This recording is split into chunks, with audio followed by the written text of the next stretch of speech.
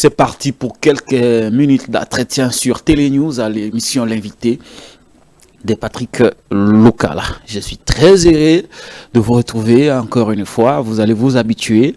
Nous sommes de plein pied ici sur Télénews. Merci pour ces belles images que vous suivez à la maison avec Derrick Loukeba, le maestro. Télénews, chaque jour nous faisons des efforts pour nous améliorer la qualité de son, la qualité des images, mais aussi je tiens beaucoup sur la qualité du contenu. C'est comme ça que je suis de retour pour récupérer les tempos, vous présenter des émissions qui vont vous couper le souffle, des analyses impartiales, mais aussi des communications politiques, des acteurs politiques qui viendront prendre position sur le fonctionnement de la République démocratique du Congo dans son ensemble, où va le pays, comment Maman Judith Suminwa Tuluka, la première ministre, est en train de gérer son gouvernement, mais aussi la situation de province. En tout cas, vous ne pouvez pas parler du développement de la République démocratique du Congo dans son ensemble, mais oublier comment est gérée le province de notre pays. Nous allons partir de quelques cas, Kinshasa, Grand Katanga, l'ensemble du Grand Katanga, le Kivu dans son ensemble, mais nous allons nous attarder sur la gestion de la province du Sud Kivu depuis plusieurs années.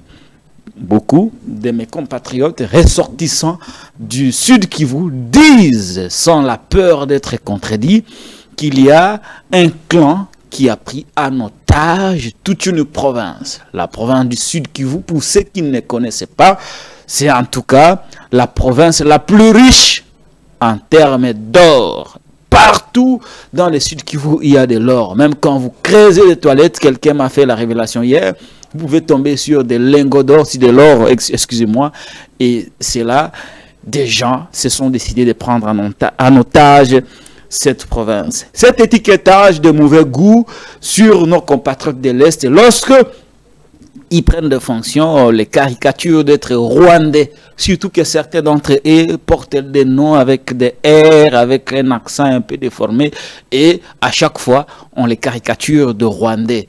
Je vous citerai les cas de quelques personnalités bien placées de la République qu'on a caricaturé de Rwandais. Il y a d'abord la première dame. Elle a été victime comme ça plus d'une fois des mauvaises caricatures de certains Congolais mal intentionnés qui disent qu'elle est rwandaise. Il y a aussi le directeur de cabinet du chef de l'État qui est du Sud Kivu. Lui aussi a été victime. Mais lorsque ces compatriotes du Sud Kivu prennent des armes pour défendre l'intégrité territoriale, lorsqu'ils meurent, ils cessent d'être rwandais, ils deviennent des vrais Congolais. Lorsqu'il y a de morts, parmi nos compatriotes de l'Est, on parle des victimes congolaises. Mais il suffit que l'on prenne les mêmes Congolais qui sont élevés ici à Kinshasa, ils deviennent des Rwandais. D'où est venue cette histoire, cette diabolisation de mauvais goût?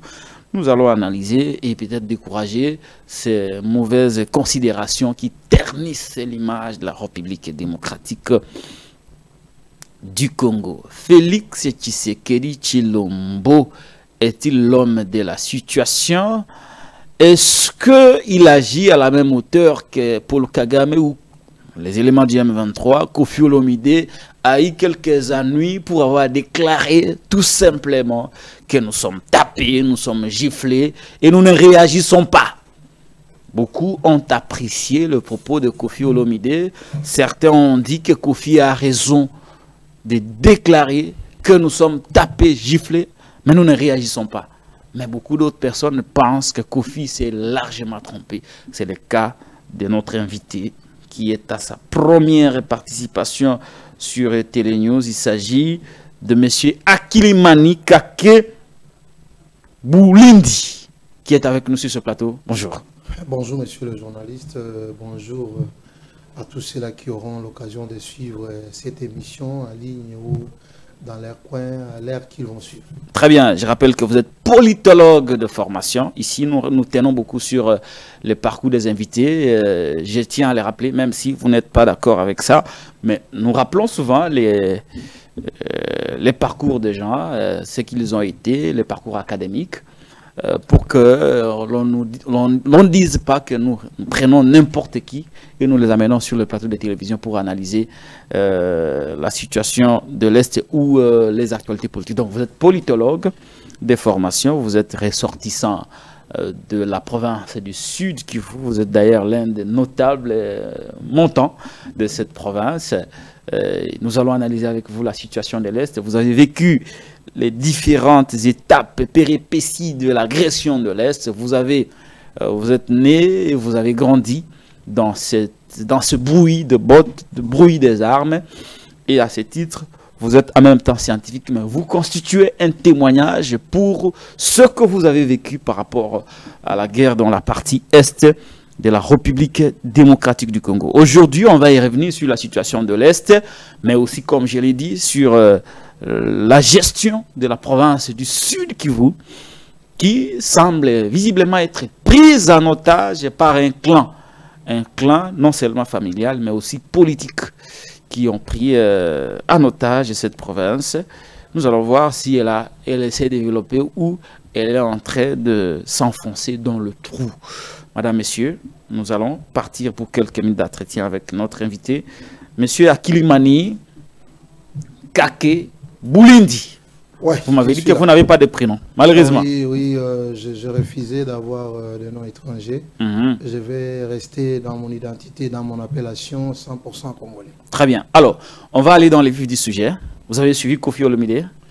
Oui, je l'ai suivi avec beaucoup de désolation. Désolation? Oui, avec beaucoup de désolation. Et je me suis rendu compte que Koffi Olomide avait des choses qu'il ne maîtrisait pas.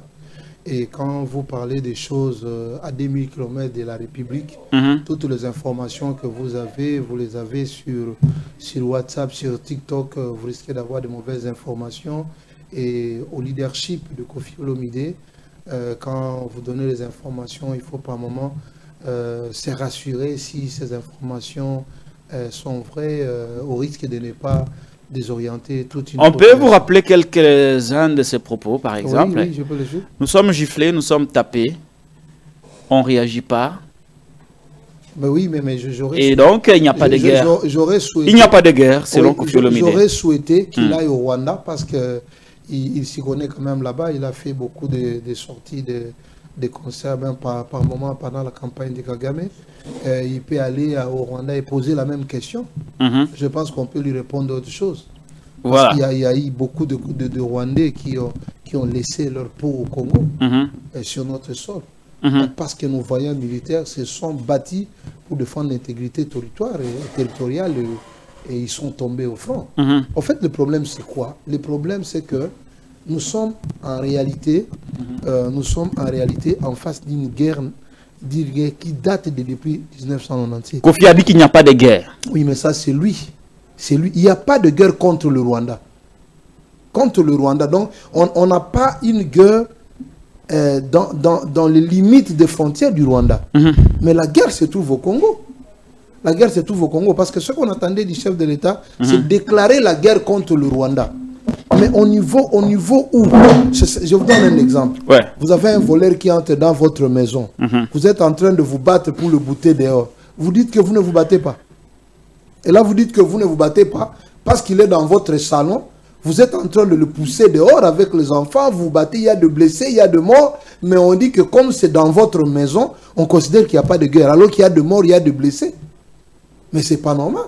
Qui ignore que maintenant là, que nous sommes en train de parler ici, il y a des Congolais qui sont en train de mourir. Et c'est là qui se sont donné les lix de dépasser les limites de notre frontière, sont en train d'être enterrés et d'autres mourir. Ah, vous voulez dire que les Rwandais aussi meurent beaucoup au front? Mais il n'y a pas plus que Rwandais qui sont en train de tomber sur le front. Le problème, c'est qu'on ne sait pas que notre guerre au Congo, ce n'est pas une guerre du Congo seulement avec le Rwanda.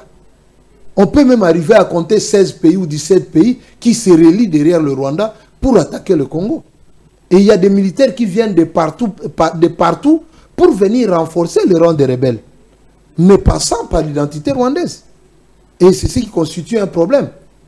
Donc, vous pensez, il y a beaucoup de gens qui pensent que si on traverse 1 mètre du Rwanda, on a résolu le problème. Mais dans notre état, la France soutient. l'Union européenne soutient, les États-Unis, l'Angleterre et d'autres pays, j'en passe, qui sont en train aussi de soutenir cette guerre. Sans parler de certains lobbies, des gens qui se retrouvent dans les pillages des ressources minières au Congo. Ces gens-là sont en train de se... C'est pas pour rien que vous voyez les chefs de l'État bouger, aller parler. Parce que cette guerre se gagne diplomatiquement et sur terrain. Je vous donne un exemple, monsieur le journaliste. Il y a quelqu'un qui m'a dit, je le dis souvent, je ne le prends pas de fond de mon cœur, je l'avale d'ailleurs difficilement, que Mouzé Laurent Désiré Kabila, c'est un héros. Pour vous, Mouzé Laurent Désiré Kabila n'est pas un héros? J'ai dit, j'avale ça difficilement. Ah, vous n'acceptez pas ça facilement? Je n'accepte pas ça facilement parce que, bon, la République a accepté ça comme ça, je suis parmi les gens qui se permettent d'accepter ça. Mais si quelles sont les raisons qui vous poussent? Si ça dépendait de moi-même, je vais vous expliquer. Ouais. Et si ça dépendait de moi-même, je ne parlerai pas de ça. Mais Mouzé Laurent Désiré Kabila, il a chassé les Rwandais ici. Les Rwandais ici à Kinshasa. Ouais. Mais une année après, c'était 70% de la République démocratique du Congo qui était occupée par les Rwandais et les Ougandais. Je ne sais pas si vous le savez. Rappelez-vous du RCD, rappelez-vous du MLC et autres. C'était une année après. Mais depuis que le M23 est entré, c'est que les gens ne savent pas. Ils sont... Excusez-moi, finissons la parenthèse sur Laurent Désiré Kabila. Je vais y arriver. Ouais. Je vais y arriver. Depuis que le M23 est en train de menacer le Congo, ils sont à 3 territoires. Lesquels? Sur les 145 territoires de la République démocratique du Congo, Rutshuru, Masisi, Nyiragongo, ça signifie qu'il y a une résistance. Ils sont à Masisi, oui, ils sont à Nyiragongo, ils sont à Rutshuru. 3 territoires. Ils cherchent à progresser maintenant vers Butembo. Donc, maintenant, et ça fait plus d'une année. Ça fait plus de 2 ans. Ça fait plus de 2 ans. Et comment vous estimez qu'il n'y a pas guerre, qu'il n'y a pas résistance? Donc nous sommes en train de nous battre avec plus de 14 pays sur la planète Terre et ils cherchent à entrer. Bon, moi j'ai connu la guerre de Moutebousse, ils ont fait 2 semaines pour quitter Goma jusqu'à Bukavu avec Kunda. 2 semaines. Mais nous sommes à 2 ans. Les agresseurs ne savent pas avancer. Mais aussi, vous ne savez pas récupérer les territoires conquis. Oui, je vous dis que vous avez vu dernièrement, il y a 50 camions de militaires qui sont entrés. Il y a eu des missiles sol-sol. Vous avez déjà vu dans ces pays un rebelle qui abat un avion ou le drone. Dans ces pays. Bon, quand vous dites que vous ne battez pas, les Ouazalendo... Mais à l'époque, on a vu le RCD abattre un avion vers Kindu, à l'époque. Oui, mais ça c'était un avion civil. Rappelez-vous de l'histoire. Ça c'était un avion civil. Ce n'était pas un avion militaire. Donc quand vous dites que nous ne sommes pas en guerre devant les Ouazalendo, ils entendent quoi de vous? Quand vous dites que le Congo ne se bat pas, je vais vous dire que nous qui avons vécu le mandat de 18 ans patriotique, nous, on voyait des militaires ici qui étaient en train de porter des tennis avec des morceaux de tennis en jean sur les tennis militaires. Aujourd'hui, si vous allez à Goma, vous verrez la nature des militaires que nous avons. Très bien habillés, très bien équipés. Ils vont au front, certainement. Une chose que les gens oublient, nous avons hérité une armée infiltrée jusqu'au cou. Et le président de la République se bat pour essayer un peu de nettoyer cette armée. Et ça ne finira pas dans une année. Ça ne finira pas dans une année. Sinon, les autres vont vous dire qu'on est en train de chasser telle ethnie ou telle ethnie. Avec le mixage et le brassage que nous avons eu dans les règnes de 18 ans, nous nous sommes retrouvés dans une situation où il faut reconstruire une armée purement congolaise. Parce qu'on avait une armée, je vais vous dire une chose. Cette armée, dans ces pays, on a connu une guerre qui a fait entrer 14 pays ici. 14 pays. Je parle de 14 pays. On a retrouvé les Tchadiens, on a retrouvé les Angolais, on a retrouvé les Zambiens, les Zimbabwéens. On a trouvé les Zambiens, on a trouvé les Ougandais, on a trouvé les Rwandais, ils étaient même là, tout ça. 14 pays dans un pays comme ça. Et si vous essayez un peu de regarder certaines responsabilités de ces personnes, ils sont restés au pays pour certains. Et vous vous retrouvez président avec une situation comme ça. Un logisticien de l'armée, il est d'un pays étranger et d'autres comme ça. Dans cette situation-là, vous êtes agressé par un pays qui a plusieurs complices, qui a beaucoup d'officiers supérieurs et qui sont même au commandement dans ce pays. Pourquoi les gens ne réfléchissent pas à ça? Pourquoi les gens ne peuvent pas comprendre les efforts du chef de l'État? Nous étions dans l'embargo de l'armée. Le chef de l'État fait tout pour nous faire sortir dans cet embargo, mais il y a des gens qui refusent de voir. Peut-être il y a une autre réflexion à laquelle vous devez peut-être apporter des réponses, Monsieur Kake Bulundi, à Kilimani. Oui, vous êtes dans la rhétorique de vous plaindre. Nous ne sommes pas dans vous de l'Union sacrée, vous qui soutenez... Laissez-moi finir. Vous qui soutenez le président de la République. Oui. Ne saviez-vous pas que cette armée était infiltrée avant de prendre le pouvoir? Ne saviez-vous pas qu'il y a eu tout ça avant de prendre le pouvoir? Ne saviez-vous pas que le Rwanda avait le soutien au niveau international? Ne saviez-vous pas... Vous voudriez quoi? Laissez-moi finir. Laissez-moi finir. Vous voudriez qu'on laisse le pays à ses mains des étrangers? Laissez-moi finir. Oui. Vous saviez tout ça avant de prendre le pouvoir. On ne devait pas prendre ce pays. Alors, après avoir pris le pouvoir, qu'avez-vous fait pour inverser la tendance? Mais c'est ce que nous sommes en train de faire. 5 ans sont passés, vous répétez toujours la même rhétorique. Mais parce que vous refusez de dire que le Rwanda a 14 pays derrière lui, le Rwanda a le soutien de ceci, le Rwanda fait cela, et que le président... Qu'avez-vous fait jusqu'ici pour inverser la tendance? Un scientifique averti et avisé peut ne pas savoir qu'il y a un plan de balkanisation contre ces pays. Non, mais les dénonciations n'ont pas commencé aujourd'hui. Ce n'est pas des dénonciations. Ce sont des vérités que tous les Congolais doivent savoir. Mais c'est connu, c'est connu, M. Kake. Et ces plans de balkanisation, vous pouvez les retrouver dans la Maison Blanche. Oui, mais c'est depuis Lumumba. Lumumba l'avait dénoncé. Mais oui, c'est depuis Lumumba. Mais maintenant, ces plans ont existé, continuent à exister. Et le combat du chef de l'État, président de la République, c'est sous ce régime que c'est comme... C'est de laisser ces pays, unis. Je vous ai dit tantôt, vous m'avez posé une question et puis j'ai dit que je vais vous répondre à ça. Vous disiez pourquoi je n'accepte pas M. Laurent Désiré Kabila comme héros. J'ai dit que je l'accepte, mais difficilement. Non, d'abord, vous n'avez pas épuisé. Bon, peut-être que moi, je ne suis pas satisfait sur le fait que j'ai énuméré un certain nombre d'éléments de réalité que vous avez trouvés. Il est vrai. Vous ne reconnaissez pas que nous avons trouvé... Soyons nuancés. Nous avons trouvé une armée infiltrée jusqu'au cou. Soyons nuancés, comme nous l'avions toujours été, objectifs. Les pays allaient mal avant que Félix Tshisekedi ne prenne le pouvoir. On est d'accord? Je voudrais que vous dites président Félix Tshisekedi juste par élégance. Non, mais moi je suis journaliste. Ou monsieur, quand même, si vous êtes journaliste, Félix par respect, quand même, vous pouvez dire Félix Tshisekedi. On dit monsieur Macron. Non, mais parce que l'élégance, c'est la politesse aussi. Même en France, on dit Macron. Les journalistes l'appellent Macron, ça pose pas de problème. Nous sommes la presse. La presse, c'est parfois comme ça. Biden, Macron, Obama, Poutine, ça passe. Pour nous, ça passe. Pour vous, politiques, il faut des différences. Alors, nous sommes d'accord sur le fait que, avant que Félix Tshisekedi n'arrive au pouvoir, le pays allait mal. Mettons-nous d'accord sur ces faits-là. Si on est d'accord, on peut avancer. On avance. Quand il arrive, M. Kake Bulundi, à partir du moment où il a été investi, il a assumé les passifs et l'actif.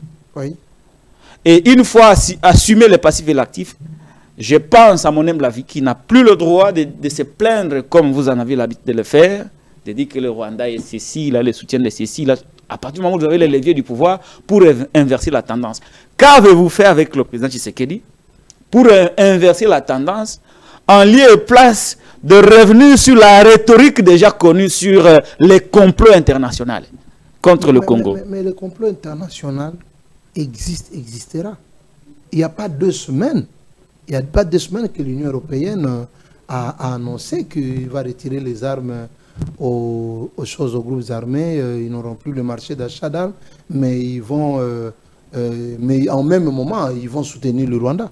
Vous savez que vous allez à la rébellion là-bas. Vous verrez des militaires qui ont des Kalachnikov fabriqués en janvier au mois de juin.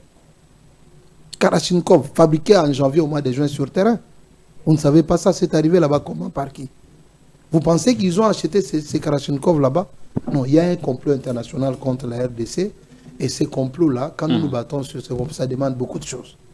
Et ici, moi, je vous dis que c'est par manque de reconnaissance pour certains Congolais. Mais moi, à la place de tout, je vous dirais que Félix Tshisekedi, c'est un héros. Si on devait parler d'un héros... Félix Tshisekedi, permettez, mais j'ai la parole.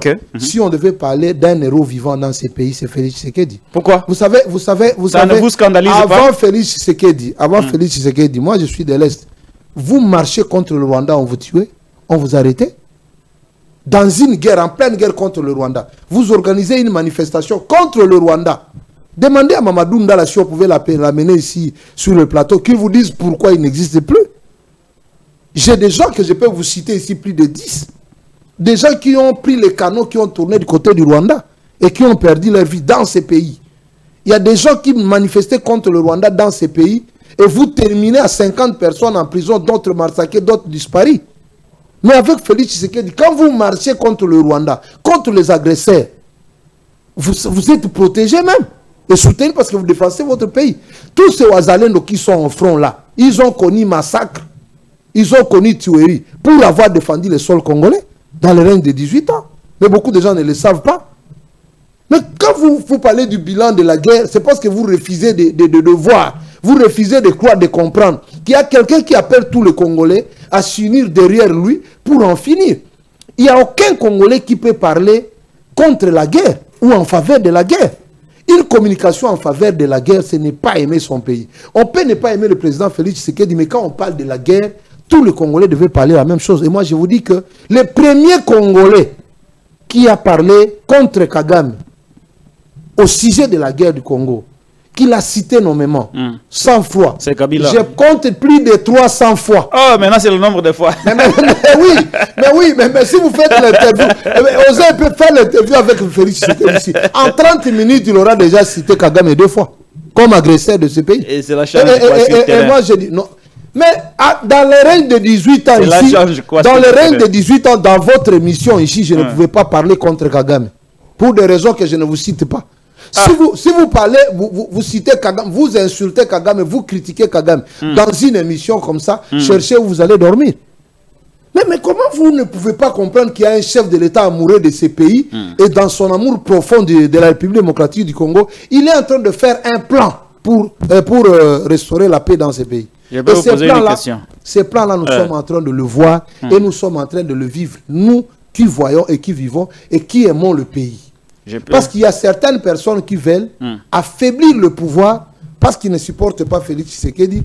Ils veulent affaiblir le pouvoir au travers de la situation de la guerre. Mais à l'heure où nous sommes en train de faire cette émission-là, il y a des balles qui crépitent. Il y a en face les Congolais et de l'autre côté les Rwandais. Très bien. Une question pour vous. Oui. Au moment où nous réalisons cette émission, il y a nos compatriotes de l'Est qui vous suivent. Vous dites que Félix Tshisekedi est un héros. Est un héros vivant. Vivant. Oui. Entre-temps, 3 territoires sont conquis depuis 3 ans.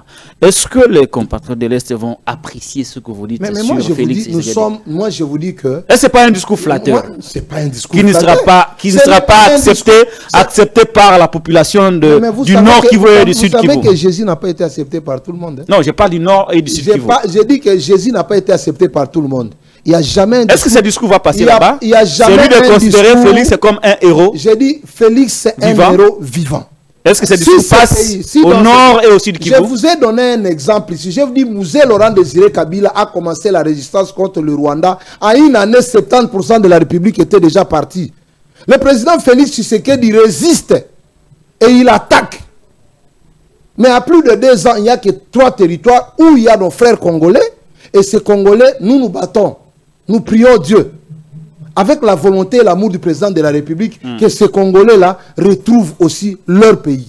Est-ce que le discours-là de Félix héros vivant passera... Mais moi, je vais vous donner un exemple. Au Nord et aussi S'il n'y a pas de sentiment, je vous donne un exemple. Vous savez, le président Félix a été voté à combien de pourcents au Nord Kivu?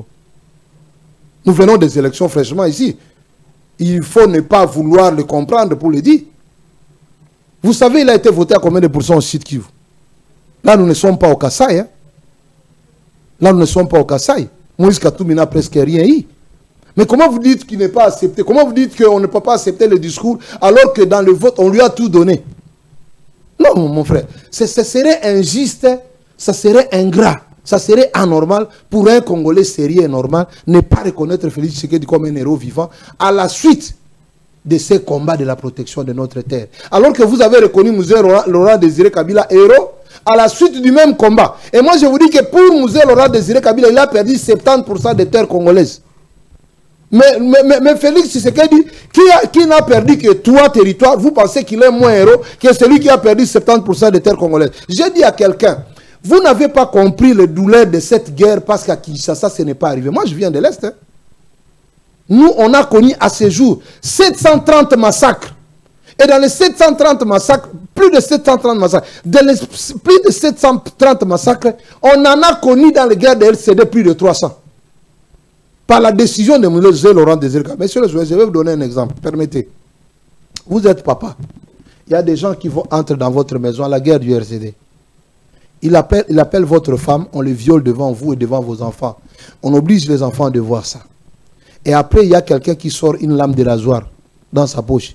Il coupe les seins de ta femme, il enlève les appareils génitaux devant tes enfants et devant vous-même. Et au finish, on tire des balles sur la femme. Je connais une fille à Bukavu qui a eu 9 balles et qui est vivante aujourd'hui. Ces choses, nous les avons vécues. Je connais un monsieur, ils sont à 10 dans leur famille. Je dis à 10, ça suffit 8 enfants et 2 parents. Ils sont restés à 2.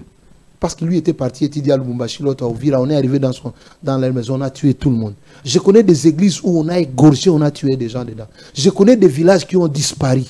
On a tué tout celui qui était dans ces villages. C'est pour cela que je chute pour te dire que l'une de notre raisons de pouvoir arriver ici, nous sommes venus demander la commémoration du génocide congolais. La commémoration du génocide congolais, parce qu'on ne parlera pas, et en arrivant ici à Kinshasa, on m'a dit que c'est déjà dans l'agenda du chef de l'État. Mais malgré que c'est dans l'agenda du chef de l'État, que je remercie déjà en passant, nous, on va laisser proposer notre pétition. Vous avez déjà une pétition sur le génocide congolais? Oui, on va déposer ça au courant de cette semaine. Quelles sont les grandes lignes de cette pétition sur le génocide congolais? Nous voulons que dans un pays sérieux comme le nôtre ici, on ne peut pas perdre 15 millions, plus de 15 millions de personnes. Il n'y a aucune date, aucune journée fériée sur notre calendrier où on reconnaît la mort de ces gens. J'apprends que le chef de l'État parlait du 2 août, mais nous souhaitons une semaine sans travailler. Et pendant cette semaine-là, nous allons faire des cérémonies. Tous ces Occidentaux qui soutiennent les Rwandais, l'Ouganda et le reste, nous allons les inviter, chefs de l'État, ministres, nous allons mettre des sites où nous allons mettre les massacres de Beni, les massacres de Makobola, les massacres de Kanyola, les massacres Kisangani et partout. Plus de 730 massacres connus dans ces pays. Comme Kinshasa n'a pas été touché, on ne pleure pas. Nous voulons qu'on plaire. Nous voulons que tous ensemble, que nous nous mettons ça, nous faisons des témoignages et que nous demandons à ces Occidentaux-là s'ils acceptent de cautionner ce qui s'est passé à l'Est de la République démocratique du Congo. Jusqu'aujourd'hui, pour les nazis, on continue à commémorer. Quand vous allez au Rwanda et commémore 2 semaines pour 700 morts de personnes en génocide, nous sommes à 15 millions, plus les doubles. Quand vous allez aux États-Unis pour les victimes de la guerre du Vietnam, il y a des monuments là où les gens vont déposer des fleurs, allumer des bougies. Mais ici, tous ces Mamadou Ndala, tous ces gens qui sont morts, mais il n'y a aucune référence dans ces pays. Est-ce que vous connaissez le Monseigneur Kataliko? C'est un héros qui est mort, qui a été tué à Bukavu, à l'entrée de l'Afdel, et il protégeait les terres pour dire aux populations, ne fuyez pas, ces gens viennent pour une guerre de balkanisation. Ces gens viennent pour une guerre d'occupation. C'est pour cela que moi, je vous ai dit, je vous rejoins, monsieur le journaliste, que Mouzé Laurent Désiré Kabila n'a jamais été libérateur. Ah, Mouzé n'a jamais été libérateur. Il a libéré de quoi, si vous le connaissez? De la dictature de Mobutu. Ah, bon, voilà, c'est ça le mal de ces pays. Voilà pourquoi nous demandons la commémoration. Parce que dans la demande de notre commémoration, nous disons le 17 mai, nous devons effacer ça dans notre calendrier. Effacer le 17 mai? C'est le plus grand mauvais souvenir qu'a ces pays. Ah. Je vous relate une histoire. Je vous dis qu'il n'y a pas M. Laurent Désiré Kabila, même pour celui qu'on appelle, vous l'appelez comment, de l'Afrique du Sud, Mandela. Je ne le reconnais pas comme. Apparemment, vous avez un problème avec Mouzé. Non, j'ai parlé aussi de Mandela. Mandela, imaginez. Non, restons sur Mouzé, laissez Mandela tranquille. J'ouvre une parenthèse pour Mandela. Mandela, nous l'avons soutenu quand ils étaient dans l'apartheid. Les Congo, les Zaïre à l'époque, nous étions en train de soutenir l'Afrique du Sud. Partout où Mobutu passait. Mais un jour, il est venu soutenir une communauté pour faire la guerre au Congo, dominer le Congo, la balkanisation et l'occupation. Et dans l'Otenika, lui qui se battait pour la démocratie, il vient avec les hommes armés et il demande à Mobutu de donner le pouvoir. Vous appelez celui-là héros? Très bien. Pour son pays, mais pas pour le Congo. Revenons sur Mouzé. Pourquoi vous refusez de reconnaître Mouzé comme héros et que vous proposez la suppression de la date du 17 mai? Mouzé Laurent Désiré Kabila, je vais vous dire ce qui est scandaleux. Qu'est-ce qui est scandaleux? Vous savez, vous avez déjà été, je pense, au Palais de la Nation. Oui, oui, plus d'une fois. Vous avez vu le mausolée de Musée Laurent Désiré Kabila. Oui, je l'ai vu. Il y a 5 bras qui soutiennent ces mausolées. Vous avez déjà demandé qu'est-ce que ça signifie, ces 5 bras? Ça signifie quoi, les 5 bras? Les pays qui l'ont soutenu pendant la rébellion de l'AFDEL. Quels sont ces pays? Il y a les Rwandais et l'Ouganda dedans. Et devant le bureau du chef de l'État, vous y mettez les symboles du Rwanda. Les symboles du Rwanda. Retenez, mais à quitter cette émission, allons avec vous. Je paie les transports pour vous. Qui vous a dit que les 5 me représentaient? Je vous amène là-bas. Monsieur le journaliste, vous êtes un journaliste de proximité reconnu dans ces pays. Est-ce que je peux vous demander de faire cet exercice? Non, d'abord, vous dites-moi qui vous a dit que les 5 bras... La fondation Musée Laurent Désiré Kabila, elle est là. Je suis arrivé, j'ai demandé tous les symboles. Et c'est tout le monde qui passe là à qui on dit la même chose. À qui on dit la même chose. Je vous rappelle, quand vous célébrez, Musée Laurent Désiré Kabila n'est jamais venu plutôt. N'est jamais venu avec l'AFDEL. C'est l'AFDEL qui est venu avec lui. Ah, Musée n'est jamais venu avec l'AFDEL. C'est l'AFDEL qui est venu avec lui. Comment ça? Musée Laurent Désiré Kabila suivait Mobutu Roi du Zaïre. C'est un documentaire qui existe et je pense qu'intellectuel que vous êtes, vous devez déjà avoir... écoutez, j'ai regardé plus d'une fois ces documentaires. Oui, oui. Voilà. Musée Laurent Désiré Kabila a été recruté par Massassou Nindaga, Kissa Sengando, mon frère. Ouais. Je vous dis, il a été recruté par Museveni et Paul Kagame pour être porte-parole. Pour être porte-parole, au début, Musée Laurent Désiré. Mais la guerre a commencé à Bukavu, où moi je suis. Musée Laurent Désiré Kabila n'était qu'un porte-parole parce qu'il fallait justifier l'entrée de l'armée rwandaise. Je vous dis que déjà, au niveau de Bukavu, on lui avait posé la question, pourquoi vous êtes venu avec ces gens? Pourquoi vous êtes venu avec ces gens? Il a dit, ils vont nous accompagner. On lui demandait déjà de laisser, parce que le premier recrutement de Massassou Nindaga qui s'est passé à Lemera, les Kadogos sont venus, ils ont dit, laissez-nous accompagner cette guerre. Mais comme c'était une guerre d'occupation des pays étrangers, on a laissé les Rwandais venir avec Musée Laurent Désiré Kabila.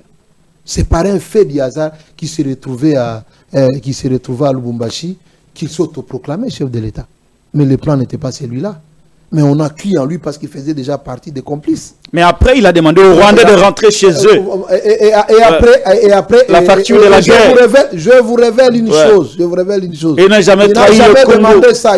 La trahison, c'est de faire James Kabarebe chef de l'État. Il y en a beaucoup. Chef d'état-major général des Mais après, il les a demandé de rentrer chez eux. Permettez un homme. Si vous réveillez Musée Laurent Désiré Kabila aujourd'hui, vous lui dites que vous êtes venu chasser Mobutu pour un troc de 15 millions de morts, pour échanger avec 15 millions de morts au Congo, parce que le terme troc n'est pas vraiment à sa place. Est-ce que Musée Laurent Désiré Kabila... Ce n'était pas ça son objectif. Il sera fier de cela. Non, ce n'était pas ça son objectif. Si vous lui dites dans toute guerre, il y a des morts. Monsieur Kake, dans toute guerre, il y a des morts. S'il vous plaît. Oui. Mais vous savez, 15 millions de morts, c'est le Congo-Brazza. 15 millions de morts. Vous savez que c'est... Vous voulez exterminer tout le monde au Congo-Brazza. Vous avez 15 millions de morts. Musée Laurent Désiré Kabila vient avec l'AFDEL. Recruté par l'AFDEL pour se faire complice de ces gens, de ces agresseurs. Il arrive au Congo. Quand il va au Cuban, c'est Fidel Castro qui lui dit qu'il y a un coup d'État préparé. Il est rentré. Et il a chassé les Rwandais à cause du coup d'État. Et moi, je vous dis que le Français le savait déjà, que Mobutu mourra dans quelques mois. C'est comme ça qu'on a commencé une guerre à l'est de la République démocratique du Congo pour empêcher à Étienne Tshisekedi d'accéder au pouvoir après la mort de Mobutu. Parce qu'ils ont vu que ça sera l'entrée de la démocratie et le pays sera bloqué. Le pays sera bloqué. Donc la guerre a été créée juste pour empêcher le vieux Étienne d'accéder au pouvoir après la mort de Mobutu. Tshisekedi, qui a vu son frère arriver ici, il lui a dit, débarrasse-toi de ces gens, paie la facture, il a refusé. Étienne Tshisekedi a été envoyé au village à cause de ça. Donc comment vous pouvez prendre ça comme étant sa position alors que c'était un complice au départ? C'est quand il a senti que sa vie était en danger qu'il s'est débarrassé de l'armée rwandaise en sacrifiant 70% de la population congolaise qui est restée payer le prix. Et si vous voulez m'accepter, c'est de votre droit ou vous pouvez laisser. Je vous dis que le CNDP, c'est le petit-fils de l'AFDEL. Donc de l'AFDEL, on a eu le CNDP. Du CNDP, on a eu la guerre de Kunda et puis on a eu M23-1, on a eu M23-2. Donc quand vous parlez du M23, n'oubliez jamais que c'est le petit-fils de l'AFDEL. Maintenant, quand vous fêtez le 17 mai ici, mais vous remerciez les pays agresseurs. Les pays qui ont amené Mzee Laurent Désiré Kabila. Parce que vous ne pouvez pas fêter la... Mzee Laurent Désiré Kabila n'avait pas une armée. Il n'y avait que l'armée rwandaise, ougandaise et tous ceux qui, les Érythréens et les autres sont venus accompagner l'armée de l'AFDEL. On ne peut pas se permettre quand même, dans ces pays, célébrer une journée du malheur du Congo et on imagine que cette journée-là, en le célébrant, on ne fait rien. Quand vous célébrez ça, vous remerciez les... Bon, je vous dis, si on était sincère, l'armée rwandaise, ils sont venus, ils sont morts aussi dans ces pays. Mais comme vous faites le 17 mai, il faut amener les Rwandais, il faut amener les Rwandais. J'ai une question pour vous. Vous leur dites seulement, merci de nous avoir aidés à libérer le pays. C'est les Rwandais que vous remerciez. J'ai une question pour vous. Et oui, même les 5 que je suis prêt à les répondre. Connaissez-vous une rébellion ou une révolution armée qui n'a jamais été accompagnée par des pays étrangers? Bon, ce n'était pas une rébellion. Parce que si vous parlez d'une rébellion, là on ne sera plus. Parlez d'une agression. J'ai parlé d'une révolution. Il n'y a jamais eu une rébellion qui s'appelle l'AFDC. J'ai parlé de la révolution armée. Mais moi j'ai dit ceci. Connaissez-vous une révolution armée qui n'a jamais reçu le soutien des pays voisins? Dans ces pays, si nous parlons de révolution armée, on ne fait là jamais allusion à l'AFDEL. L'AFDEL, c'était une agression. Donc, l'M23 que vous voyez aujourd'hui va avec l'agenda de l'AFDEL. Donc, l'AFDEL, l'M23, c'est le petit-fils de l'AFDEL. Vous devez reconnaître ça et l'accepter ainsi. Donc, il n'y a jamais une guerre interne dans ce pays ici. Je vous dis que si cette guerre, c'était une guerre purement congolaise, ah non, ça serait compliqué. Ça serait compliqué. C'est une guerre qu'on nous a imposée de l'étranger. Et c'est une guerre qui est venue avec un agenda caché. Donc, vous savez ouais. Je vais vous donner une autre petite révélation. Je salue le chef de l'État, président de la République, Félix-Antoine Tshisekedi, en vous donnant cette révélation. Je suis à Bukavu.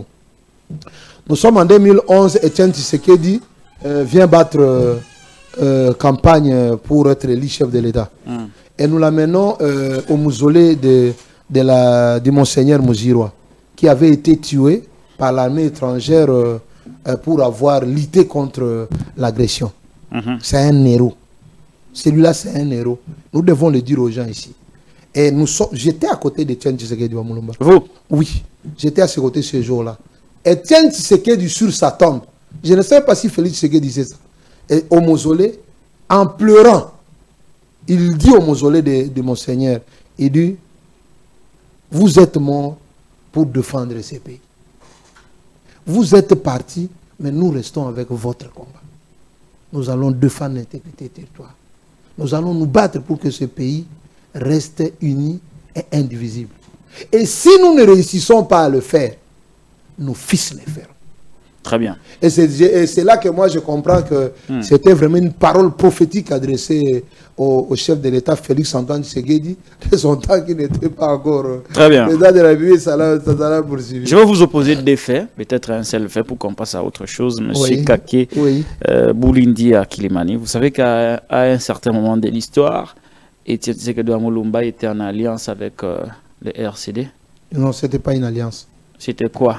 Bon, en fait, j'aurais souhaité que cette question-là, vous la posez à quelqu'un qui a mandat. Mais moi, je vais vous dire que... Mais vous l'avez quand même vu être là-bas avec les... Non, moi, je connais un peu l'histoire. Je peux avoir une idée sur l'histoire. Temba qui aussi a reconnu qu'à un moment donné, ils ont passé du temps au Rwanda. Oui. Donc, il n'y a pas d'homme politique même congolais qui n'a pas encore collaboré avec le Rwanda. Non. Nous sommes censés collaborer avec tous les pays du monde. Nous sommes censés, y compris... Vous reprochez à Muzé le fait d'avoir conclu des alliances avec des pays étrangers.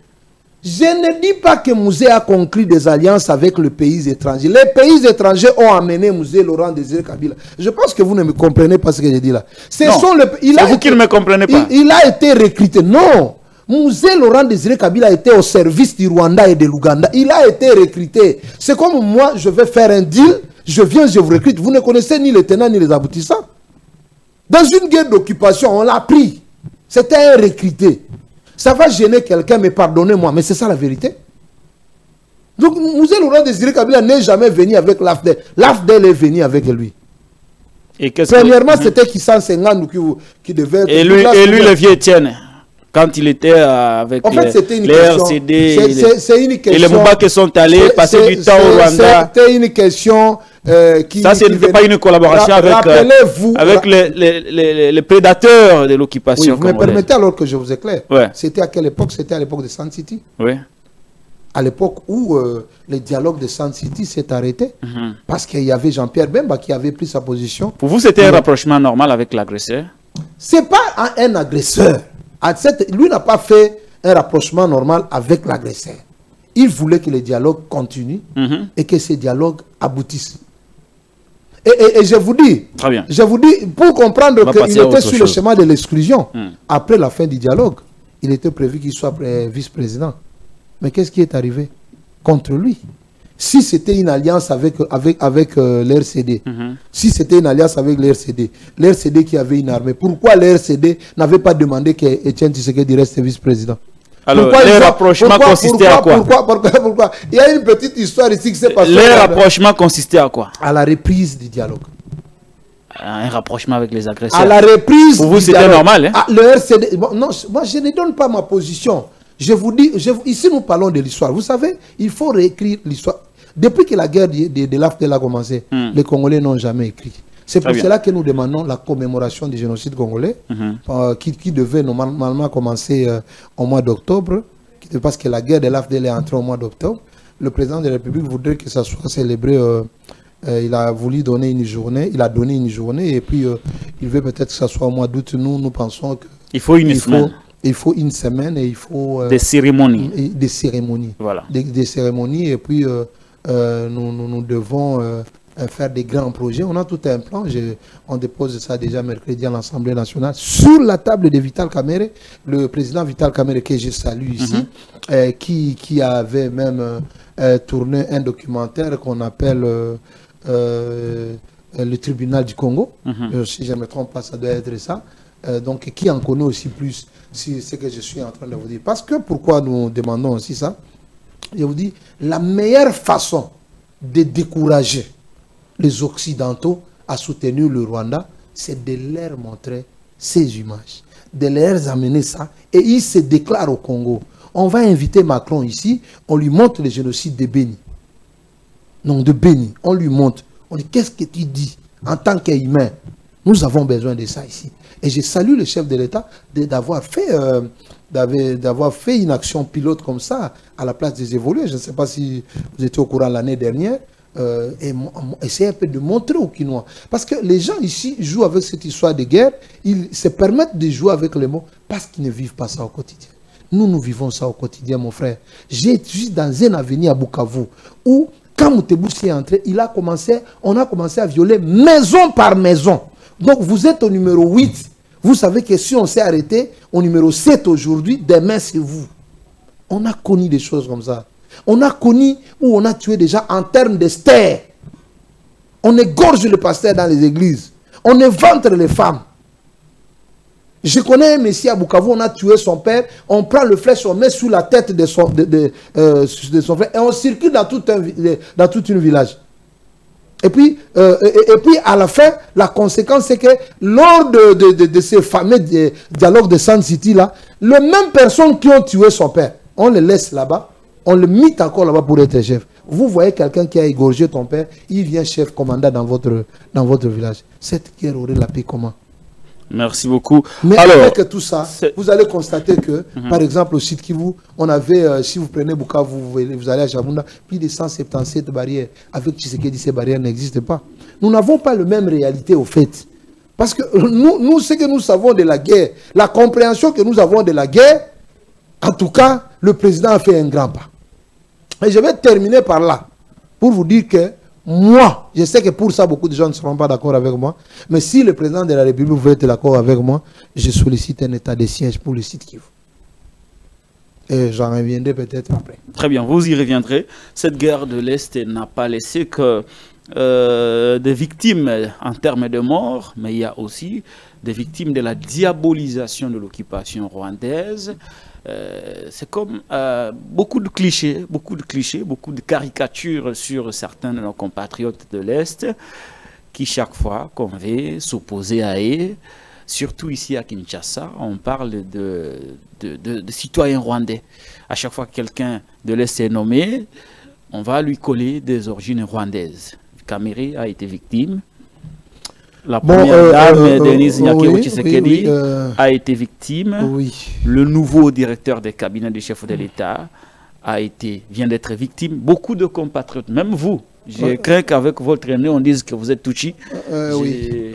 Beaucoup de gens. Vous savez. Comment on fait pour en finir avec cette forme de diabolisation qui ne fait pas avancer la République? Cette forme de diabolisation, je pense que le chef de l'État est en train de décourager ça. Vous voulez attribuer tout au chef de l'État? Non, parce que dans notre gouvernement, il y a un Tutsi. Vous le savez ou vous le savez? Oui, Alexis Guissaro était Tutsi.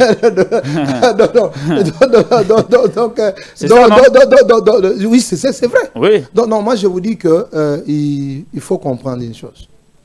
Et ça, j'appelle aux gens de l'Est de réduire un peu cette communication qui constitue un très grand danger dans ces pays. Quelle communication? Cette communication contre certaines autorités, certaines icônes de certaines. Je vous donne un exemple. Vous savez, Vital Kamerhe, quand il est à Kinshasa, on le prend pour un citoyen normal. Mais quand il est au Sud Kivu, Vital Kamerhe, c'est un roi. Je ne sais pas si beaucoup de gens le savent. Vital Kamerhe, quand il est au Sud Kivu, c'est un roi. Quand vous insultez Vital Kamerhe ici, quand vous le traitez de Rwandais, ça signifie que son royaume, vous traitez son royaume de Rwandais. Je vous dis, par 3 fois Vital, par 2 fois, Vital Kamerhe allant aux élections, il a été le meilleur élu de cette république. Meilleur élu.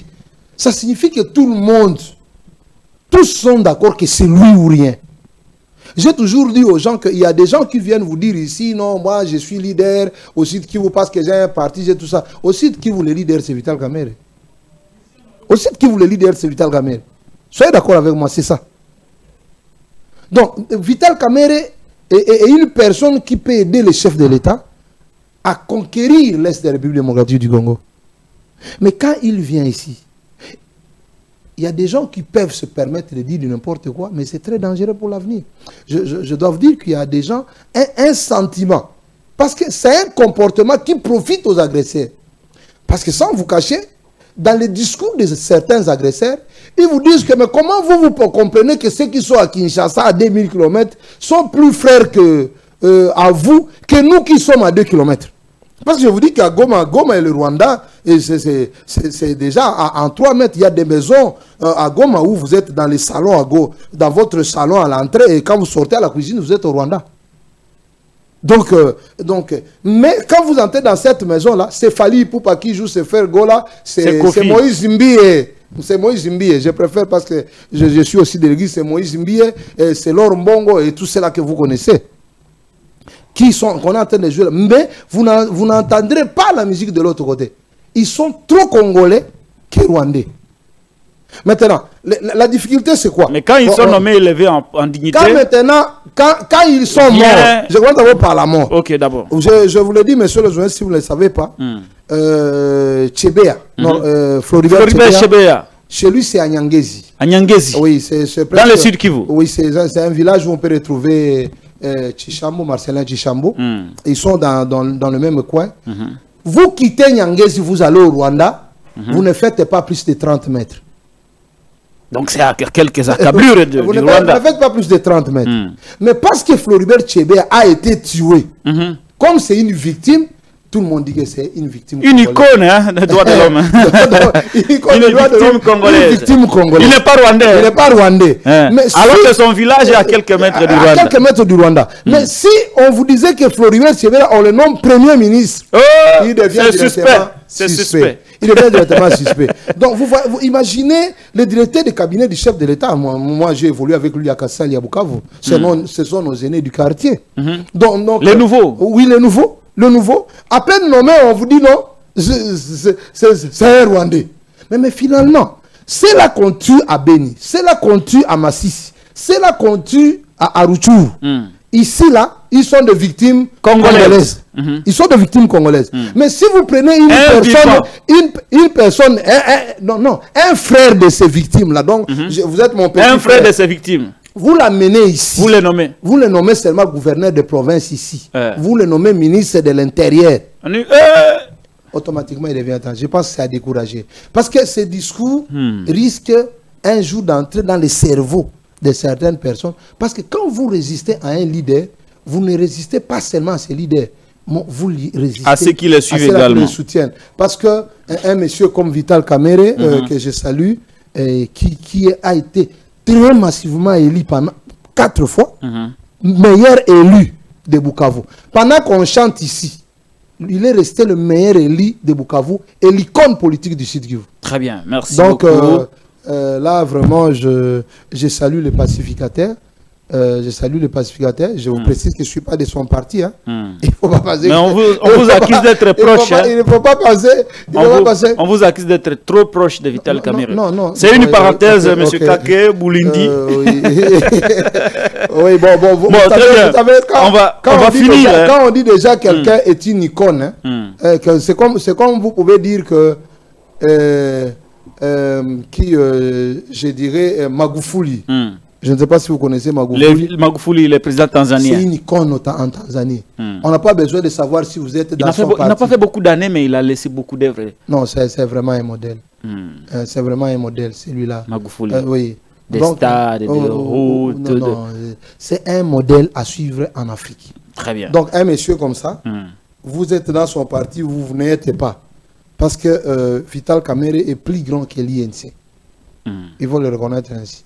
Donc, pour certaines personnes, au Sud Kivu, on ne prend pas Vital Kamerhe à cause de l'UNZ. On se dit non, c'est président, c'est monsieur, c'est une icône chez nous. Et ça suffit comme ça. Donc, si, moi j'ai dit même à quelqu'un, si vous voulez traiter avec un homme politique au Sud Kivu, vous pouvez laisser le reste. Si vous avez parlé avec Vital Kamerhe, vous avez parlé avec les Sud Kivusiens. Les restes là, ils peuvent vous dire ce qu'ils veulent, mais l'impact sur le terrain, il n'en a pas. On va parler du Sud Kivu ici, et on va voir si tout cela s'est matérialisé dans le développement de cette province. Je vous propose de parler de ça. La province du Sud Kivu est l'ombre d'elle-même. Bon, l'ombre d'elle-même, et d'après mes informations, c'est à cause notamment des Kamerhe, des Bahati, des Akilimani, de Chichambo, de tous ces grands-là. Je vais d'abord corriger une chose. De tous ces grands-là. Par exemple, vous prenez la route de Bukavu vers Walungu. La route n'est pas goudronnée, alors que c'est moins de 100 km. Oui, permettez que je corrige une chose. Donc, si la province n'avance pas aujourd'hui, c'est à cause des Kamerhe, des Bahati et de tout le reste là. Non. Je vais donner une exception. Et vous risquez de penser que quelles sont les responsabilités des uns et des autres? Soyons nuancés. Vous risquez de penser que je suis fan de VK. Non, mais moi, je vous dis que VK n'a jamais eu un gouverneur de province au Sud Kivu. Il n'a jamais eu. C'est vrai? Oui, il n'y a jamais. Jamais. VK n'a jamais eu un gouverneur de province au Sud Kivu pour porter une telle responsabilité. VK n'a jamais été ministre des Infrastructures où il a été une fois directeur de cabinet du chef de l'État. Pendant 7 mois, si je ne me trompe pas, il a été quoi encore? Il a été président de l'Assemblée. Ministre de l'économie. Oui, mon ministre de l'économie. Ça n'a pas vraiment trop d'impact sur une province, sur les Sud Kivu. C'est sur toute l'étendue. D'après vous, qui a eu beaucoup plus de responsabilités pour changer en réalité la province du Sud Kivu? Bon, il y a beaucoup de responsables. Ouais. Il y en a certains qui ont eu le gouverneur. Je vais d'abord préciser que la province du Sud Kivu, c'est la province qui a connu la plus d'émotions sur toute l'étendue de la République démocratique du Congo. Plus d'émotions. Donc, on veut faire partie du gouverneur. Depuis la guerre de l'AFDEL, la province du Sud Kivu, c'est la province qui a connu le plus grand nombre de gouverneurs en RDC. Donc, on les change à tout moment. Alors, pour arriver à comprendre ça, allez-y comprendre qu'il y a des hommes qui ont pris la province du Sud Kivu comme leur bien propre. Qui? Je vais arriver. Très bien. Je ne voudrais pas que ça ressemble comme si je suis venu cibler non, nous parlons des faits politiques et des individus. Il faut que des responsabilités soient établies. Je vais atterrir par là. Vous savez, j'ai suivi une communication, je m'excuse, de l'AFDC. Je veux parler de beaucoup de gens. De l'AFDC qui se disaient qu'ils n'ont pas été bien servis ici à Kinshasa au gouvernement et que si, comme ils n'ont pas été bien servis, ils demandent un congrès pour claquer la porte de l'Union sacrée.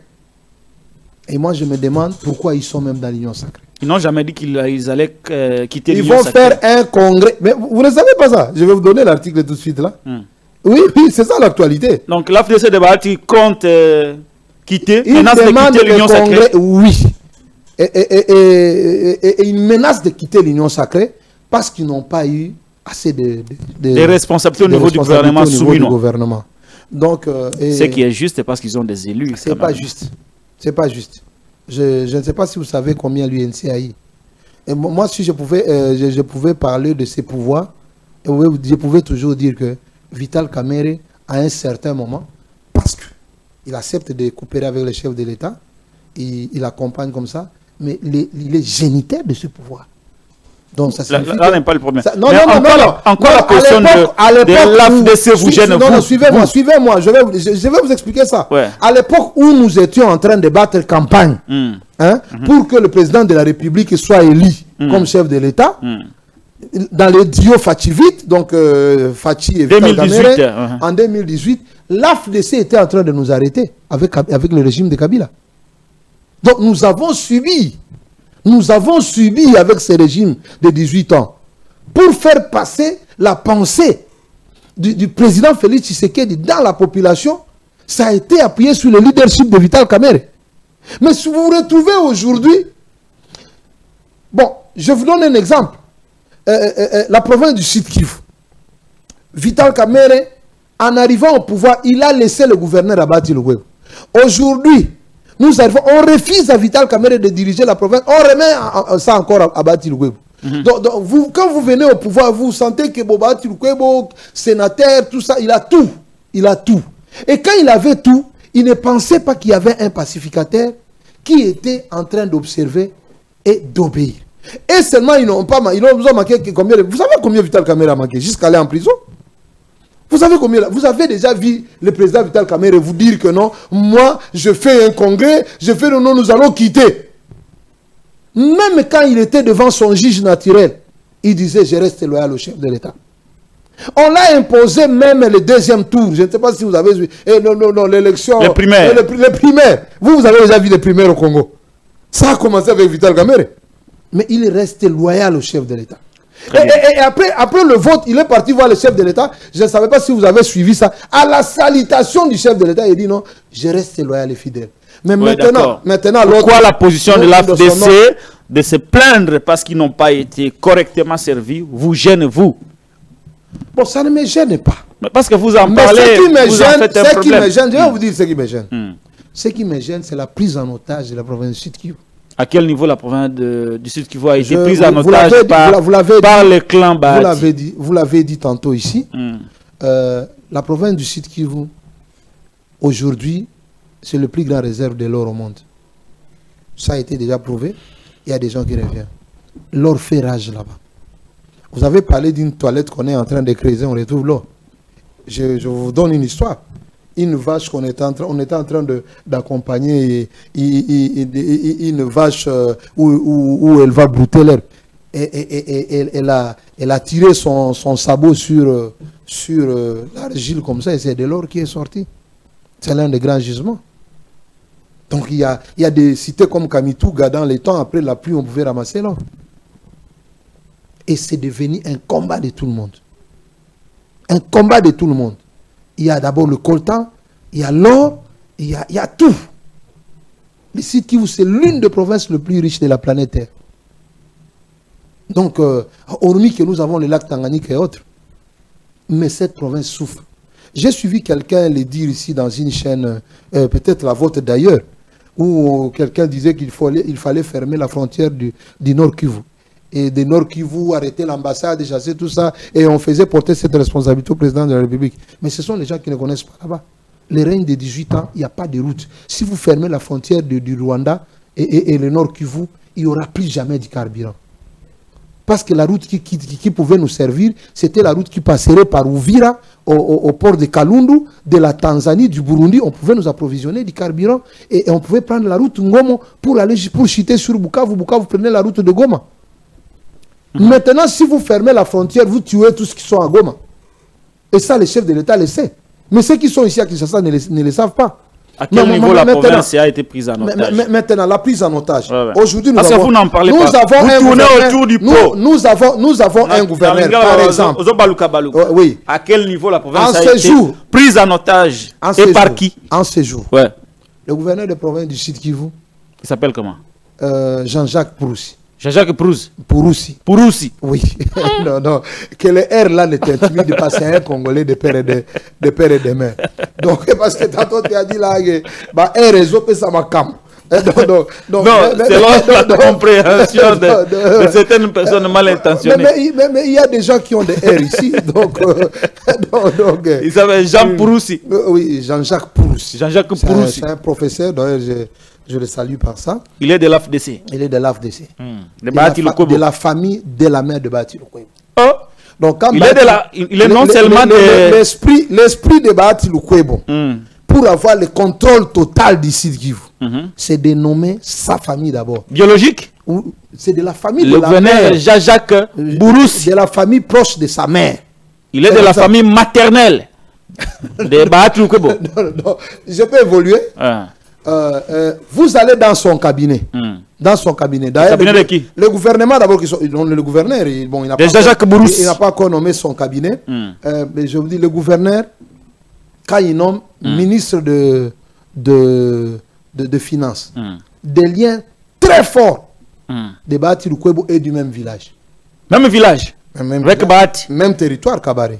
Ok, très bien. Directeur de cabinet de Kabaré. De Kabaré. Quand vous regardez le parsec qui est chargé de communication, tous famille Lukwebo. Tous famille Lukwebo. Vous avez déjà vu à une autorité, on lui donne un chargé de mission, un secrétaire. Je continue. Il dort, le gouverneur jusqu'aujourd'hui, dort dans l'hôtel de Lukwebo, au frais du gouvernement provincial. Le véhicule qu'il utilise et les chauffeurs, véhicule famille Lukwebo. Ah! Et là, je vous dis que l'importation de minerais au Sud Kivu, et non, l'importation des ciments au Sud Kivu, tout passe par sa famille. La famille de Bahati? Du Rwanda. C'est le pays qui nous agresse. Avec une très bonne coopération après avoir fait tomber notre cimenterie de Katana. Ça, c'est Bahati? Ah, je parle de la famille. Hein. Famille Bahati. Parce qu'en fait, c'est devenu un pouvoir de la famille. Même ici à Kinshasa, dans le gouvernement provincial, il y a une famille Bahati. Continuez. On peut penser que je suis dans les acharnements. Mais c'est vérifiable. Hein? Mais c'est vérifiable. C'est vérifiable. Il a un fils ici. Vous savez ce qui s'est passé à l'Assemblée nationale. Restons au Sud Kivu. Tika Serge Avandakina. Restons au Sud Kivu. Vous savez ce qui s'est passé. En fait, c'est l'esprit. Même au niveau national, c'est les enfants. Quelqu'un m'a dit qu'il a Bahati aurait envoyé ses gardes du corps. Mais mon frère, je vous dis, y compris pour celle qui est à l'Assemblée nationale, ou c'est lui, je ne sais pas, qui est à l'Assemblée nationale, et à Bukavu. Une délégation a quitté ici. Et le conseil même financier est en train de quitter ici. Et pour avoir dit ça... Le conseiller de Bahati? Oui, mais son cabinet au Sénat. Son cabinet au Sénat. Et tout ça, les cibles... J'ai honte de le dire ici. J'ai demandé 2 ans. J'ai demandé 2 ans à rencontrer le chef de l'État pour lui donner une lumière sur la gestion de cette Kivu. Mais je n'ai pas eu ça malheureusement. Malheureusement, je n'ai pas eu ça. Et je continue à les demander. On dit que les Dirkaba que Bahati aurait proposé au gouverneur Jean-Jacques Pouroussi et de son territoire. Mais n'a même pas un diplôme d'État. Non. C'est long ce que j'aurais appris. Il peut en avoir. Il peut en avoir. Il peut en avoir et c'est un homme intelligent. Moi, j'aurais appris qu'il n'a pas de diplôme d'État. Non. Les Dirkaba. Je parle des Dirkaba qu'on lui aurait proposé. Pas les Dirkab. Les Dirkaba qu'on lui aurait proposé. Semble-t-il un homme de main, de Bahati, qui n'a même pas un diplôme d'État. Je vais vérifier ça.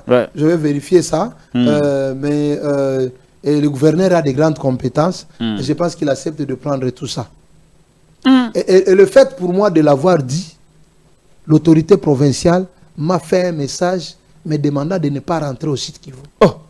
Le gouverneur Jean-Jacques Bouroussi il dit qu'il va me rendre en poussière et je pense que la justice va nous départager. Ça, c'est le gouverneur qui vous menace? Oui, quand tu dis à quelqu'un tu vas les rendre en poussière, ça signifie que tu veux les tuer.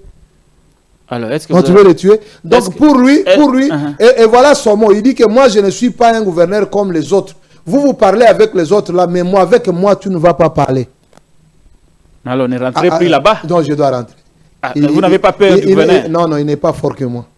Comment ça? Donc, moi, je fais le combat de la politique de Fatih. Donc, je dois vous dire ici que... Écoutez, un représentant, un gouverneur... Vous risquez d'avoir des ennuis avec le gouverneur. Suivez-moi un peu. Ce que moi, je reproche au gouverneur, c'est la prise en otage par Bahati Lukwebo. Ce qui ne lui permet pas de fonctionner pour le compte du chef de l'État. Un gouverneur, c'est le représentant du président de la République. Moi, je rappelais que le gouverneur... Même s'il a été présenté sur la liste de son parti, le gouverneur reste le représentant du chef de l'État et toutes les grandes orientations il a du chef de l'État. Si vous êtes pris en otage par quelqu'un, un papier que vous devez signer, ça doit aller d'abord à Kinshasa et puis on vous met des annotations, vous signez. Moi, je considère ça comme état grave. Et au nom de la liberté de l'expression, par le fait que le site Kivu est devenu un mouroir, et surtout la ville de Bukavu, je vous apprends que depuis, ce n'est pas de sa faute, depuis qu'il est gouverneur, on a déjà 14 incendies de quartiers dans la ville de Bukavu. Tous des quartiers entiers qui sont en train de disparaître. Oh là là. La ville de Bukavu, c'est la première ville sur cette planète Terre à avoir connu un grand nombre d'incendies. Donc la ville, c'est devenu un enfer. Les routes, il n'y en a pas. Il y a des parcelles de 3 mètres sur 4. Et on vous construit une maison de 5 niveaux, de 3 niveaux. Il y a des parcelles où les toilettes, la cuisine se trouve dans la toilette. Donc la toilette, vous la fermez, on continue à faire la cuisine et après la cuisine, on ouvre la toilette. Quelqu'un qui veut entrer, le cuisinier sort. La plupart des maisons que vous retrouvez dans cette ville-là, la fosse septique se trouve dans les salons. Les maisons de l'État ont été pillées. Il ne reste même pas les 3% des maisons de l'État qu'on a connues après l'indépendance. Plus de 1000 maisons ont disparu. C'est une ville qui est en train de disparaître au vu aussi de tout le monde. Très bien. Et dans ces conditions-là, il n'y a pas que lui. Il n'y a pas que lui. Mais en ce qui lui concerne, le gouverneur sortant, c'est un gouverneur de l'AFDC. Mais le fait d'avoir été trop lié, ce gouverneur a quitté l'AFDC pour l'UDPS. Et vous pensez que dans tout ça, c'est battre les problèmes de cette lui, le vrai problème. Que faut-il faire? Mais qu'il quitte l'Union sacrée. Parce que maintenant, aujourd'hui, là, je vais vous dire un défaut aussi de l'Union sacrée. Vous savez, l'Union sacrée a tout ramassé. Et vous chutez par là, on va finir. L'Union sacrée a tout ramassé. Je serai peut-être au côté... Je serai aux côtés... L'Union sacrée a tout ramassé. A tout ramassé. Je serai aux côtés... Et parti, y compris le Kwebo. Je serai aux côtés de Kabouya à l'époque. Je sais pourquoi je parle à l'époque. Je lui dirai qu'on crée un centre. Un centre où tous ceux-là qui viennent dans l'Union sacrée, avec le virus du règne de 18 ans, et ceux-là qui viennent, je ne sais d'où, qui n'ont pas eu l'idéologie d'Étienne Tshisekedi, ces personnes-là devaient subir un reconditionnement. Un reconditionnement. Et de là, on leur parle de ce que veut le chef de l'État, Félix Antoine Tshisekedi. Mais on se retrouve, il y a des gens, même à l'église, vous quittez le monde, on vous baptise. Et après le baptême, vous avez l'affermissement. C'est après l'affermissement que vous pouvez avoir une responsabilité dans l'église. Mais nous nous retrouvons dans des conditions où quelqu'un quitte les ténèbres à la lumière sans qu'il y ait un lieu de transit et il garde les mêmes habitudes du règne de 18 ans. Et c'est comme ça que le président de la République est en difficulté. Et ce n'était pas à lui de le faire. C'était le responsable de l'Union sacrée qui devait faire ça pour donner au chef de l'État des gens déjà affermis dans la vision du chef de l'État. Et les autres sont dans le pillage du jour au lendemain. Je ne peux même pas le parler aussi dans le schéma du pillage de l'eau. Très bien. Alors, on va finir. Donc en ce qui me concerne, oui, je peux vous donner le mot de la fin. J'appelle le président de la République. Je peux vous donner un mot de la fin. Oui. Vous-même, vous êtes de quel parti d'abord? Bon, je suis presque indépendant. Ah! Mais j'étais candidat sénateur, je le rapprends. Candidat sénateur indépendant. Donc, quand je vous dis que je suis candidat sénateur indépendant, mais vous dites quoi? On va finir. Oui. On va finir. Oui. Est-ce que vous allez rentrer au Sud Kivu? Oui, déjà, je serai là jeudi. Vous donnez même les jours? Je serai là jeudi et je voudrais que le gouverneur de province le sache. Très bien. Comme vous rentrez ce jeudi au Sud Kivu, précisément à Bukavu, un petit message à la population de Sud Kivu et au gouverneur de province qui vous attend. J'aurais dû commencer par le chef de l'État. Ici? Au respect, oui, au respect du président de la République. Excellence, monsieur le président de la République, Félix Antoine Tshisekedi Tshilombo. Je venais auprès de vous, d'abord pour solliciter une audience, mais aussi solliciter un état de siège pour le site Kivu. Cet état de siège permettra à ce que le président de la République puisse lui-même suivre les orientations de sa politique au site Kivu, afin d'empêcher à tous ces vautours politiques qui sont en train de ruiner cette province en se faisant des millionnaires et en laissant cette province pauvre. Le président de l'autre côté, en face du Rwanda, a déclaré la guerre contre la RDC. Bon, il n'a pas déclaré, mais il a parlé d'une probable guerre. Donc, on aurait souhaité que le site Kivu soit en situation d'alerte. Là, vous visez les clans Bahati qui gèrent... Non, ce n'est pas les clans Bahati. Vous-même, vous avez dit qu'ils sont nombreux. Nous sommes limités à Bahati parce qu'il y a une menace sérieuse du clan Bahati contre ma vie. Pour avoir dit seulement qu'il faut laisser le gouverneur les mains libres et laisser le gouverneur travailler à la solde du chef de l'État. Donc, nous voulons qu'il y ait un état de siège. Ça permettra à ce que cette province, que la politique ne pèse pas trop sur le pillage, sur la destruction de cette province. Et que le chef de l'État lui-même donne ses grandes orientations pour la gestion de cette province. Parce que quand vous avez un gouverneur qui a des orientations de deux familles politiques, c'est lui qui l'a fait voter et c'est lui dont il représente, c'est vraiment un danger pour ça. Très bien. Et je pouvais mieux l'expliquer, pas seulement ici à l'émission, mais ailleurs. Renforcer les militaires, protéger cet espace parce que le site Kivu a une frontière directe avec le Rwanda. Donc l'état de siège en ce moment me semble être inévitable pour le site Kivu. Voilà, pour la population qui vous attend. Vous êtes connu là-bas? Très.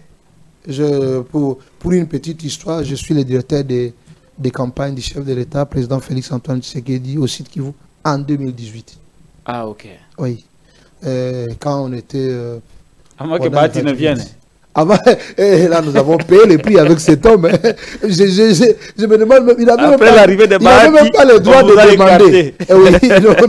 Il n'avait même rien à demander. Celui qui pouvait demander, c'est vraiment Vital Kamerhe. Mais Vital Kamerhe, il est trop calme. Il est trop... Je ne sais pas qu'est-ce qu'il y a derrière ce calme, mais ce que vous lui donnez, vous lui demandez d'aller aux élections primaires. Il y va, il gagne. Bon, on ne sait pas. Je souhaite au président Vital Kamerhe de ne pas trahir... Son beau-frère. Vous n'avez pas un petit mot à Bahati Lukwebo? Oui. Un petit message à Bahati Lukwebo aussi? C'est votre frère. Donc, à Vital Kamerhe de rester aux côtés du chef de l'État, il a notre soutien. Non, votre petit message à Bahati Lukwebo. Par rapport à la province et au gouverneur. Non. Jean-Jacques Bouroussi. À Bahati Lukwebo. À Bahati Lukwebo, je voudrais dire à Bahati Lukwebo que la démocratie, c'est aussi la liberté d'expression. Un homme politique, on peut le critiquer sans l'insulter sur la place publique. Et nos observations doivent apporter un changement dans son comportement et non un changement dans nos dires. Quand par exemple nous disons que les partis ce n'est pas votre famille seulement, c'est tout le monde, il ne faut pas que nous soyons menacés pour ça. C'est un multimillionnaire. Bahati. Multimillionnaire. Multimillionnaire. On pense que ça suffit et qu'il pouvait mettre ses moyens à la construction, à la reconstruction du site Kivu. Ses moyens personnels? Mais oui. Quand vous avez 300 maisons, vous dormez dans une chambre, mon frère. Il a plus de 300 maisons? Non, ça c'est vous qui dites. Moi, je donne un exemple. Vous avez plus de 500 maisons. Plus de 500 maisons, ça signifie que vous pouvez avoir 4000 chambres, mais vous dormez dans une chambre. Vous allez faire quoi avec tout ça?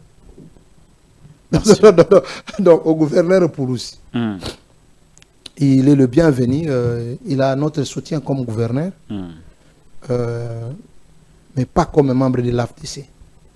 Parce que comme gouverneur, il est le représentant du chef de l'État, Félix Antoine Tshisekedi Tshilombo. Il a l'obligation de rester dans la vision du chef de l'État. Il a l'obligation de fonctionner selon la volonté du chef de l'État. Je ne vous dirai pas, dans le cabinet du chef de l'État, il n'y a aucun frère du chef de l'État. Aucun. Non, vous pouvez aller vérifier. Oui, il y a Jacques Tshisekedi qui est le chargé de sécurité.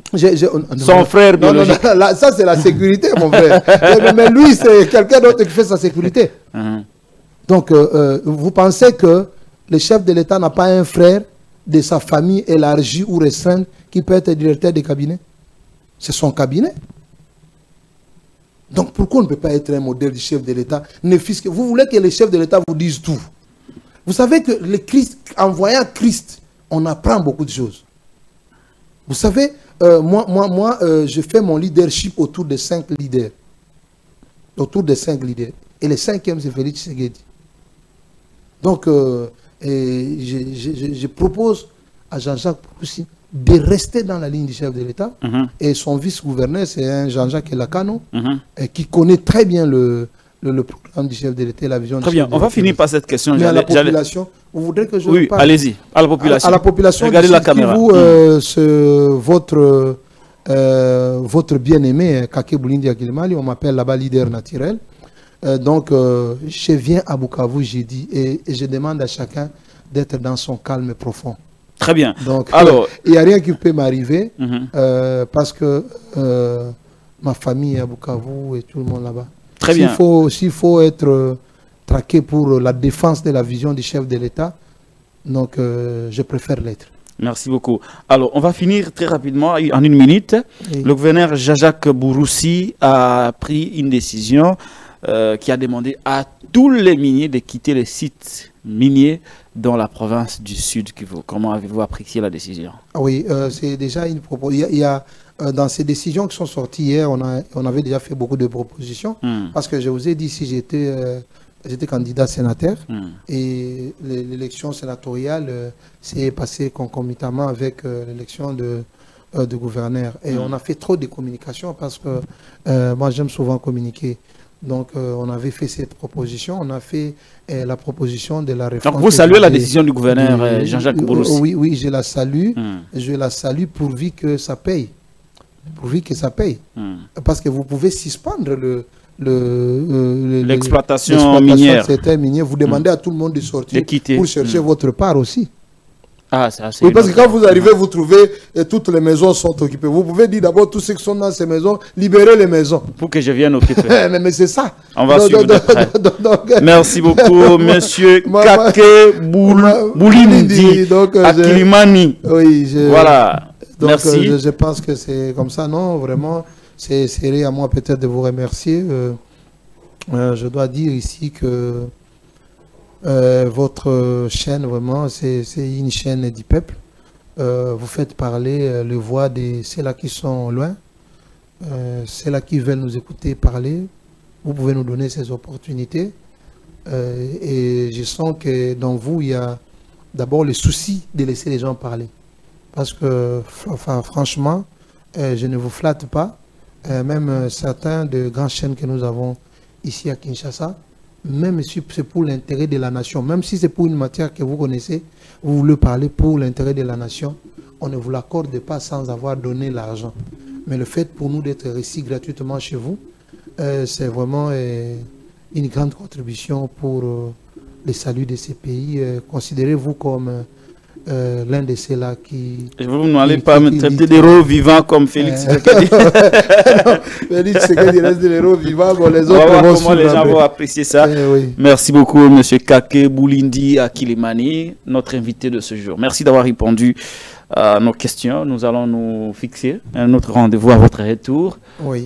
Nous espérons que vous n'aurez pas d'ennui, hein, cher gouverneur. Laissez les gens s'exprimer, vous critiquer. Cela vous aidera à changer beaucoup de choses dans la gouvernance de votre province.